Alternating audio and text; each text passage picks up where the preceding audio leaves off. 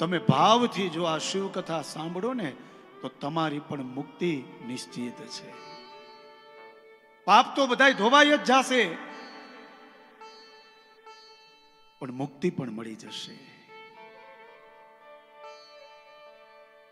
એવી દિવ્ય કથા આ શિવ કથા બતાવી છે.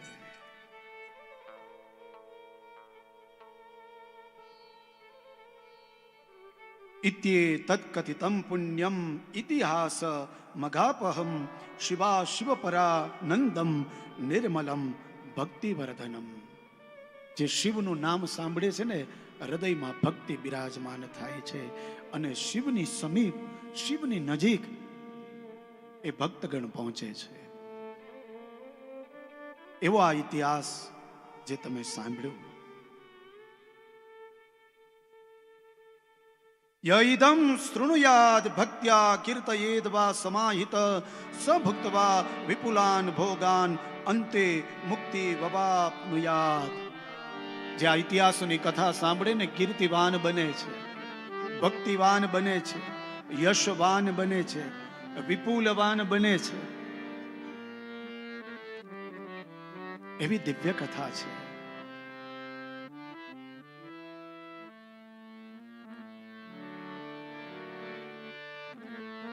એ જ મહાત્મ્યમાં છેલ્લા અધ્યાયમાં યજમાનોના અને બ્રાહ્મણોના થોડા નિયમ બતાવેલા છે.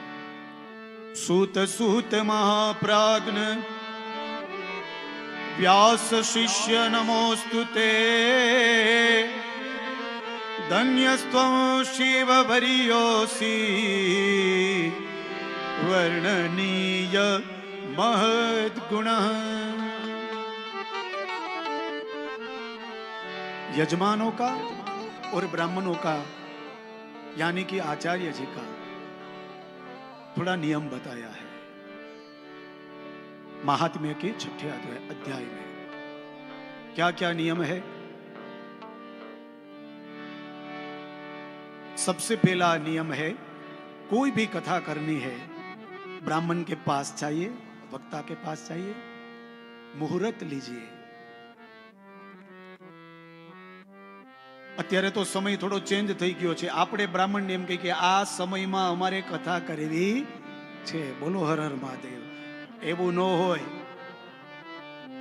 બ્રાહ્મણને પૂછવું જોઈએ કે કયા માસમાં, કઈ તિથિમાં, ક્યારે કથા કરવી. આવું હું નથી કહેતો, શિવપુરાણ કહે છે.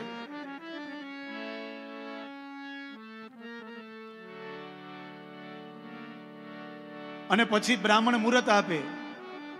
સમય નજીક આવે, બ્રાહ્મણો ને બોલાવી દશવિધિ સ્નાન આદિ કર્મ કરી સ્થાપિત દેવની પૂજા કરી દેવતાઓની સ્થાપના કરવાની. ગણેશ, માતૃકા, રુદ્ર, ભગવાન ગ્રહ અને ઈશાનમાં કલશ રૂપે ભગવાન રુદ્ર, આ દેવતાઓની નિત્ય પૂજા કરવી. 1650 આ યજમાનોના નિયમ છે. ત્યારબાદ તો કે कथा में समयसर आवी जवू. कथा में समय से आना चाहिए. 4:30 बजे का समय है तो 4 बजे आ जाना चाहिए, 5 बजे नहीं आना चाहिए. बोलो हर हर महादेव.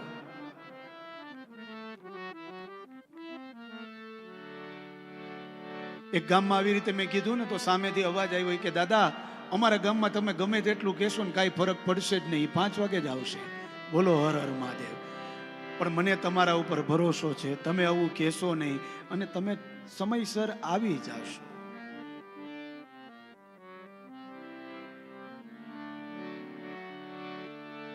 આવી જાશો કે નહીં? કાલથી જોશું, આપણે સાથે જ છીએ. આવી રીતે કહેતા કહેતા 9 દિવસ થઈ જશે. 9મે દિવસે બધા સમયસર આવી જાશો, વાંધો નહીં આવે.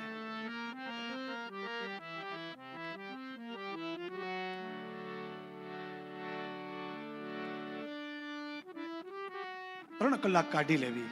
જાજો સમય નથી, 3 જ કલાક છે. આ યજમાનોના નિયમ બતાવ્યા છે. સમયસર કથા સાંભળવી, એક જ આસને બેસવું, ઉપવાસ કરવો, અન્ન નહીં લેવાનું, અને કદાચ અન્ન લ્યો તો એક ટાઈમ ભોજન કરવાનું, એ પણ રાત્રે, અને કોઈને દવા ચાલુ હોય તો 3 ટાઈમ ભોજન કરવાનું. પણ ભગવાનની કથા સમયસર સાંભળવાની.